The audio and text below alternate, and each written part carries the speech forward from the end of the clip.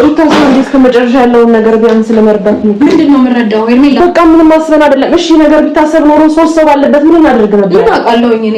እውነቷን ነው ሩቲ። ምን ታውቃለች? እናንተ የፈለጋችሁትን ካደረጋችሁና ነገሮችን ካበላሻሻችሁ በኋላ ሰምታ እርር ድብን ነው እንጂ የምትለው ምን ታውቃለች? ብታውቅማ እዚህ ደረጃ እኮ አደርሱም ነበር።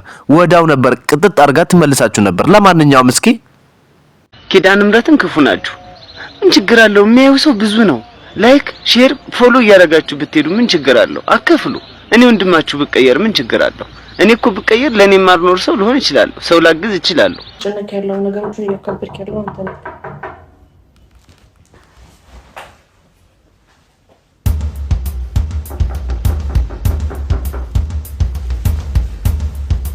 አቶ አብርሽና እርሜላ እጅ በፍንጭ መያዛቸው አይቀርም።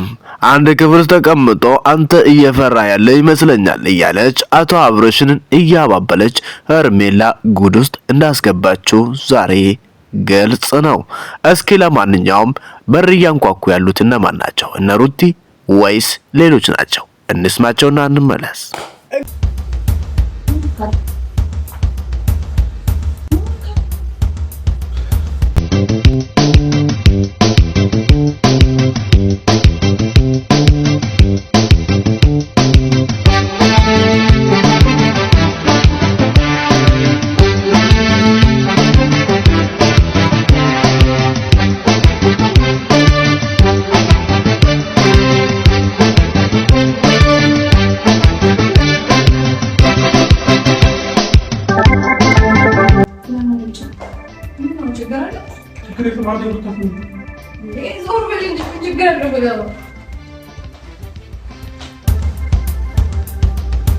እርሜላ አብርሽን አስበላችሁ፣ አስቀጠቀጠችው፣ አንገቱን አስደፋችው።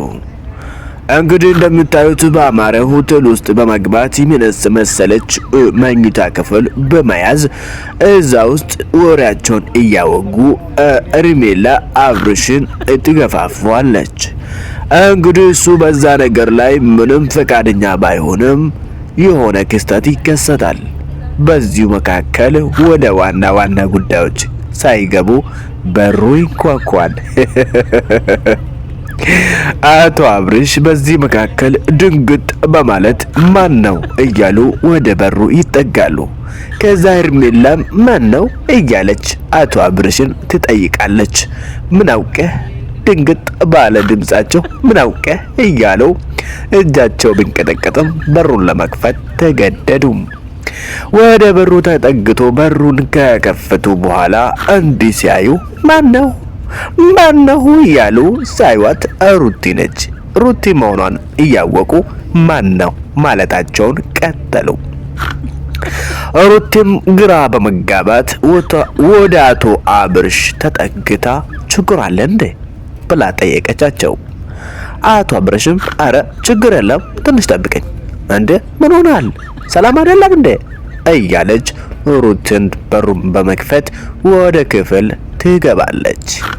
እንግዲያውስ እሷ የጠበቀችው ሳይሆን ያልጠበቀችው ነገር ጠበቃት። ሄርሜላ የምትባለው አልጋ ላይ ቁጭ ብላ ሩትን አይን ውስጥ ቡር እያደረገች በማየት አቶ አብርሽን ግራ እያጋባች እንግዲህ ሩቲ ተረጋጊ፣ ነገሩ አንቺ እንደምታስቢው አይደለም በማለት ለማስረዳት ትሞክራለች። ይገርም ነው አይደለም? ይገርም ነው። ለማንኛውም አዲስ ከሆናችሁ ለዚህ ቤት አዲስ ከሆናችሁ ሰብስክራይብ በማድረግ ላይክ፣ ሼር ምልክቶቿን እየተጫጫናችሁ እስከ መጨረሻው አብራችሁን ቆዩ።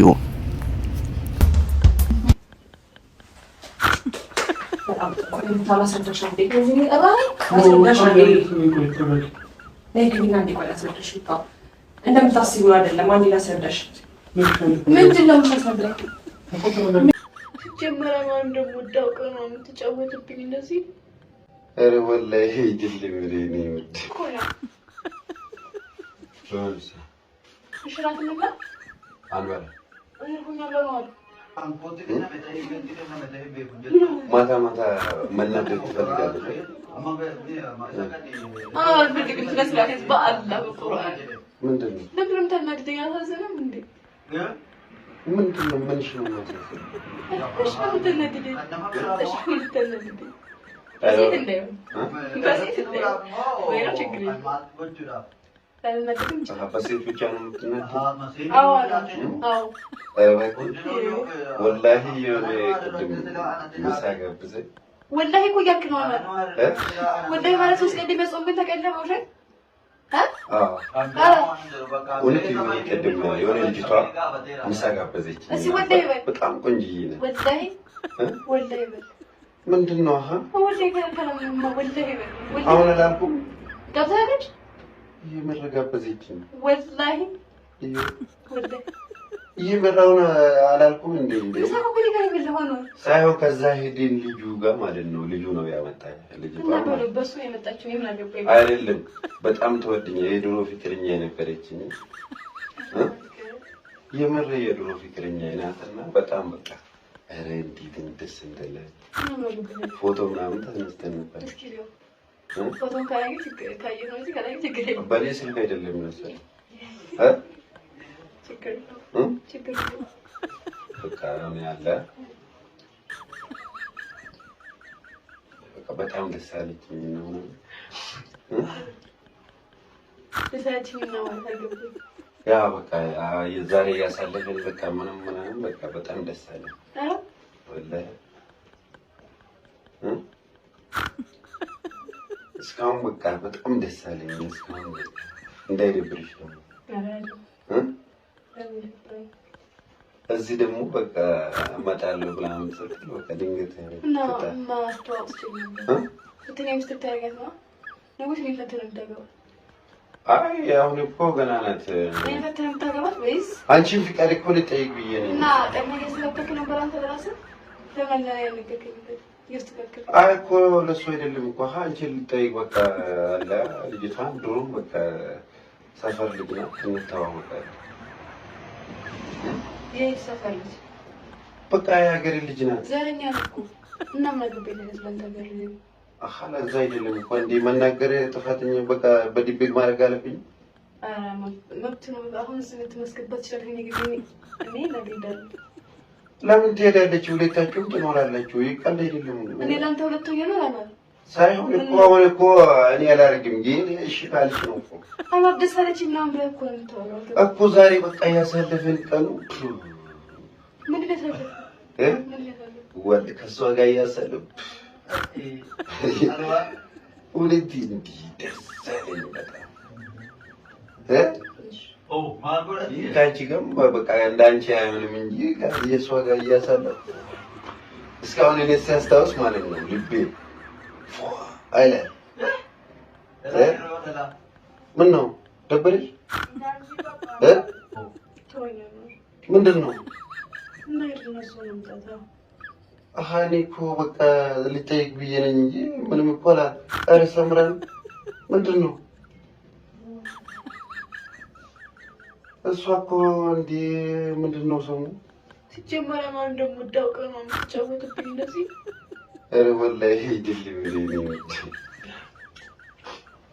እንዴ ቶና ወርዞ አይደለም ተነግረኝ እዚህ ጋር ካሜራ አስቀምጬ ወላሂ ፕራንክ ነው ያደረኩት ያላሽ አይደል እዚህ ጋር ካሜራ እያየሽ እንዴ ምንድነው ወላሂ ቪዲዮ ነው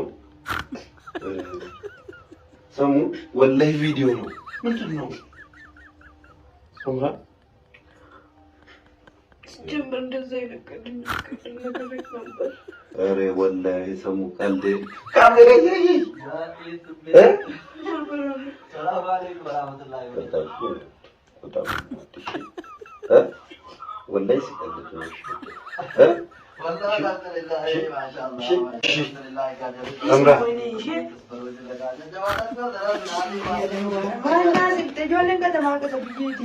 ይቅርታሽ ሰምራ ወላሂ ኧረ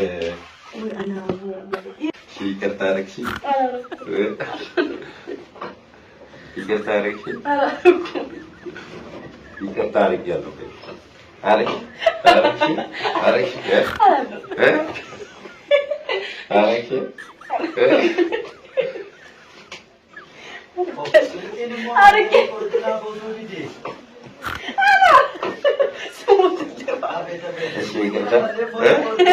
ይቅርታ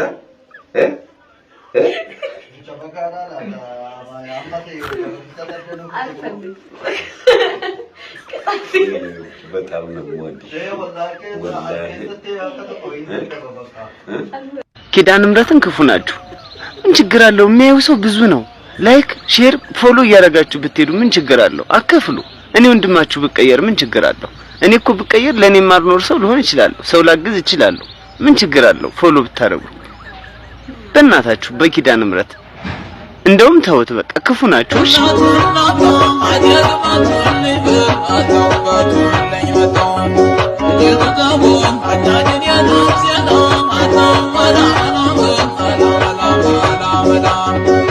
ኪዳነ ምሕረትን ክፉ ናችሁ። ምን ችግር አለው? የሚያየው ሰው ብዙ ነው። ላይክ ሼር ፎሎ እያደረጋችሁ ብትሄዱ ምን ችግር አለው? አከፍሉ። እኔ ወንድማችሁ ብቀየር ምን ችግር አለው? እኔ እኮ ብቀየር ለኔ ማርኖር ሰው ልሆን እችላለሁ። ሰው ላግዝ። የዩኬ መንግስት በጀልባ ድንበር የሚደርሱ ስደተኞችን በመቆጣጠር ረገድ የፈረንሳይ ስራ የሚያበሳጭ ነው አለ። ሁለቱ ሀገራት በገቡት ስምምነት መሰረት ፈረንሳይ ከድንበሯ ተነስተው በእንግሊዝ ቻናል በኩል በጀልባ ዩኬ የሚመጡ ስደተኞችን የመከላከል ኃላፊነት አለባት።